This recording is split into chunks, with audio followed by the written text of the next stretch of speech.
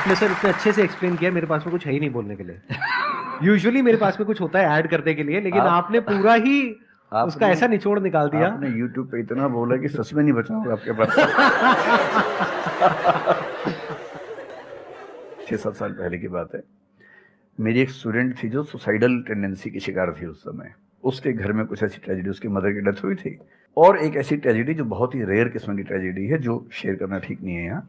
तो वो मेरे पास आई और मुझे लगा कि आज मैं पहली बार किसी ऐसे व्यक्ति से बात करूं जो डिप्रेशन में है और सुसाइड कर सकता है अगले 1-2 दिन के अंदर अंदर। अब मैं परेशान था कि मैं कैसे मैनेज करूं, और मुझे मोटिवेशन की ऐसी जानकारी उस समय तो बिल्कुल नहीं थी, बाद में थोड़ा बहुत पढ़ा। तो मैंने उससे कहा कि अच्छा तुम घर जाओ, मैं कुछ देखता हूँ। फिर मैं घर गया, नेट पे सर्च करना शुरू किया। करते करते मुझे आपका एक वीडियो मिल गया, अनस्टॉपेबल, शायद कुछ आपने एक वो बनाया था उस समय। तो मैंने वो थोड़ा सा देखा, 10 मिनट का। मुझे लगा कि ये जो है ना, ये इंजेक्शन है किसी मतलब डिप्रेस्ड व्यक्ति को तुरंत मोटिवेट करने के लिए। तो मुझे ध्यान है कि मैंने उसको वीडियो का लिंक भेजा। मैंने कहा देखो, जिंदगी अपने रास्ते पे चलेगी, ठीक हो जाएगी। जब जब मूड ऐसा हो, बहुत डिप्रेसिंग हो, सुसाइडल मन करे, उस समय वीडियो देखना ध्यान से, और कम से कम उस बुरे फेज से बाहर निकल जाओगी। और फिर मैंने वो वीडियो अपने फैमिली में भी 2-3 बच्चों को भेजा, जो जो बच्चे उस क्राइसिस में होते थे। तो मैं बहुत थैंकफुल हूँ, उन सब बच्चों की अरे जान सर, बचाने में क्या आपकी बात कर बड़ी भूमिका है। Thank you so much sir, it means a lot to me. ये तो आपने बहुत बड़ी बात कह दी सर, मेरे लिए बहुत बड़ी बात है ये। नहीं, कई बच्चों की क्योंकि जान बचाई होगी आपने जरूर। जो वो एक मोमेंट होता है, उस मोमेंट में कोई बचा ले तो लोग बच जाते हैं, वो मोमेंट क्रॉस हो जाए तो फिर चीजें बिगड़ जाती हैं। हेलो सर और नमस्ते। नमस्ते। सर बोथ ऑफ यू, मैं हमेशा से आप दोनों की बहुत फ़ैन रही हूँ। मुझे बस ऐसा लग रहा है कि मैं सपना देख रही हूँ, मेरे लिए रियलिटी नहीं है। मुझे बस आपसे ये जानना है, मैं हर मतलब एवरीडे 8 से 10 आवर में पढ़ाई करती हूँ, बट मुझे कभी-कभी बहुत डिमोटिवेशन आ जाता है कि होगा, नहीं होगा, क्या होगा, पता नहीं। देखिए, डिमोटिवेशन अगर आपको दिन भर में 1 घंटे आता है। नहीं सर, ऑलमोस्ट टाइम पढ़ाई करने के बाद 2-3-4 दिन के बाद ही होता है, हाँ, कंटिन्यूअसली नहीं होता। अगर महीने में 4-5 बार आता है और 1-1 दिन के लिए आता है, तो इसका मतलब आप एकदम ठीक हैं। अगर कोई व्यक्ति आपको ये कहे कि मुझे डिमोटिवेशन कभी नहीं होता, तो उसको इलाज की ज़रूरत है। आपको ज़रूरत नहीं है। क्योंकि जब आप अपने से बेहतर व्यक्ति को देखेंगे, आपको थोड़ा-सा इन्फीरियरिटी कॉम्प्लेक्स आएगा, डिमोटिवेशन आएगा। जब आप अपने से कमज़ोर को देखेंगे, आपको सुपीरियरिटी कॉम्प्लेक्स आएगा, थोड़ा-सा मोटिवेशन ज़्यादा हो जाएगा। जिस दिन टारगेट पूरा हो जाएगा, मोटिवेशन आ जाएगा। जिस दिन टारगेट पूरा नहीं होगा, डिमोटिवेशन आएगा। जिस दिन टेस्ट में आपके मार्क्स अच्छे आएंगे, आप मोटिवेशन के साथ लौटेंगे। जिस दिन खराब आएंगे, डिमोटिवेशन होगा। लेकिन ध्यान रखिए, जिस दिन आप मोटिवेटेड हैं, उस दिन आप वजह बन गए कईयों के डिमोटिवेशन की। लगातार मोटिवेटेड होना एक मेंटल इलनेस की निशानी है, और लगातार डीमोटिवेटेड होना डिप्रेशन की निशानी है। इन दोनों से बचना है। तो डीमोटिवेशन की बहुत हाइप है, इतनी हाइप की ज़रूरत नहीं है। थोड़ा बहुत हो, एंजॉय कीजिए उसको। और जब जब लगे कि ज़िंदगी बहुत ख़राब चल रही है, तो मैं जो करता हूँ, अजीब सा लगेगा आपको, मैं कभी कभी शमशान घाट चला जाता हूँ। सर सच कह मैंने रहा हूँ, ये सुनी है, आपने मजाक नहीं कर रहा वीडियोस हूँ। में भी कहा है। सच में चला जाता हूँ, या ट्रॉमा सेंटर चला जाता हूँ देखने के लिए। ट्रॉमा सेंटर में जाके 1 घंटा बैठ के आ जाइए, मोटिवेशन आ जाएगा। और शमशान घाट में जाके देख लीजिए कि हम जैसे हमसे कम उम्र के लोग वहाँ जल रहे होते हैं, तो लगता है हम जिंदा तो हैं। अगर मैं थोड़ा सा कॉग्निटिव लेवल पर बात करूँ, एक बहुत बड़ा साइकोलॉजिस्ट हुआ, उसका नाम है ब्रेंटानो, कभी सर्च कीजिएगा उसको। ब्रेंटानो ने ह्यूमन कॉन्शियसनेस को स्टडी किया, और उसने ये बताया कि ह्यूमन कॉन्शियसनेस की बेसिक नेचर है कि जो हमारे पास है वो हमें नजर नहीं आता, जो नहीं है वो नजर आता है। तो the consciousness of lacking something is the nature of human consciousness. इसलिए इसी बात को एक शेर में, बहुत प्रसिद्ध शेर में कहा गया है, दुनिया जिसे कहते हैं जादू का खिलौना है, मिल गया सो मिट्टी है, नहीं मिला वो सोना है।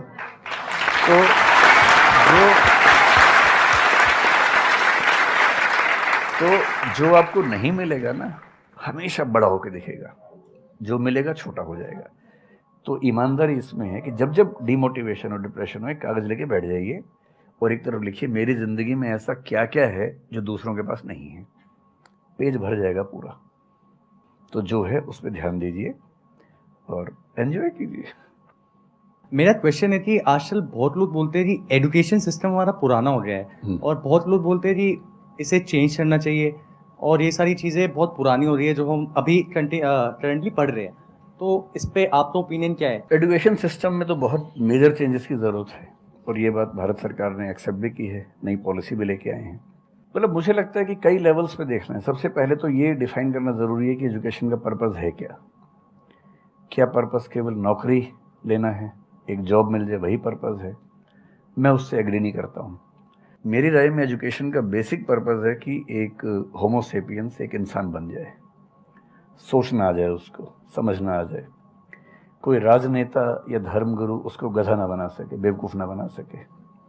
उसे इतनी समझ हो कि वो चीज़ों को फैक्चुअली ऑब्जेक्टिवली समझ सके, तर्क कर सके, बहस कर सके, और अगर तर्क और बहस में सामने के तर्क ठीक हैं तो उनको एक्सेप्ट भी कर सके, इतना विनम्र भी रहे। बेसिकली पर्सनैलिटी ग्रूमिंग का प्रोसेस एजुकेशन है, वो केवल नौकरी का मामला नहीं है। पहली गलती तब होती है जब हम उसको केवल नौकरी का मामला मान लेते हैं।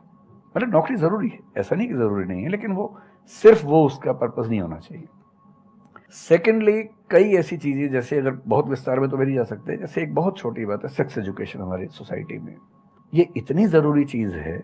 स्कूल में जो एडोलेसेंस की एज के लोग हैं, 12, 13, 14 की एज के लोग हैं, उनको वो सब चीज़ें बताएं ताकि गलत सोर्सेज से इंफॉर्मेशन ना मिले, कोई गलती ना कर बैठें। हेल्थ एजुकेशन के रूप में हो, उनको सारी चीज़ें पता हों, ठीक हाथों से पता हो, ठीक तरीके से पता हो।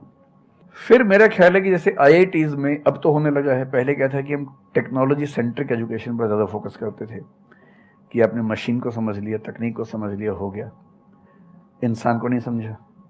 टेक्नोलॉजी पढ़ने वाले लोग समाज और इंसान से एकदम कटे हुए थे। अब तो ह्यूमैनिटीज़ के कुछ सब्जेक्ट्स पढ़ाने की परंपरा शुरू हो गई है। एक होलिस्टिक एजुकेशन हो। ह्यूमैनिटीज़ वाला बच्चा केवल हिस्ट्री, पॉलिटिकल साइंस, सोशियोलॉजी पढ़ता है, उसको कोडिंग का सी भी नहीं आता, टेक्नोलॉजी बिल्कुल नहीं आती उसको MS एक्सेल भी नहीं पता क्या होता है। टेक्नोलॉजी वाला सिर्फ टेक्नोलॉजी पढ़ता है, वो ह्यूमन ब्रेन को नहीं पढ़ना चाह रहा, सोसाइटी को नहीं पढ़ना चाह रहा। क्यों नहीं एक ऐसी शिक्षा हो जिसमें एक इंटीग्रेटेड अप्रोच हो, होलिस्टिक अप्रोच हो, कि हम खुद तय कर सके कि किस किस एरिया में हमें ज़्यादा जाना है और एक बेसिक अंडरस्टैंडिंग हर चीज़ की हो। तो बेसिक 3 फार्मूले माने जाते हैं। एक यूनिवर्सलाइजेशन ऑफ प्राइमरी एजुकेशन है कि 10वीं क्लास तक की शिक्षा हर बच्चे को मिले, ठीक से मिले। वोकेशनलाइजेशन ऑफ सेकेंडरी एजुकेशन, यानी 11वीं 12वीं की पढ़ाई का पर्पज़ है कि बच्चा ये समझ पाए कि उसको ज़िंदगी में आगे कहाँ जाना है।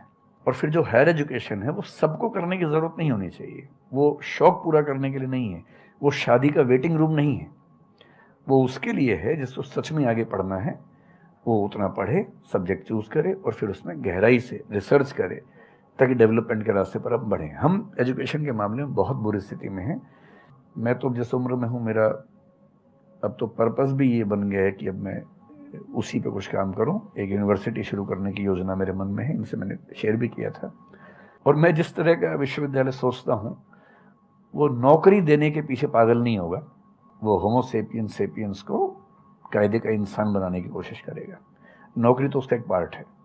मतलब आप जितने भी सफल लोगों को देखेंगे जनरली, जैसे मैंने इन्हीं से पूछा, ये जिस फील्ड में सफल हैं, इनका जो करियर है, अगर मैं इसको छोड़ भी दूं तो अदरवाइज भी जो इनका करियर है वो उस विषय से जुड़ा हुआ नहीं है जो इन्होंने पढ़ा है ग्रेजुएशन में।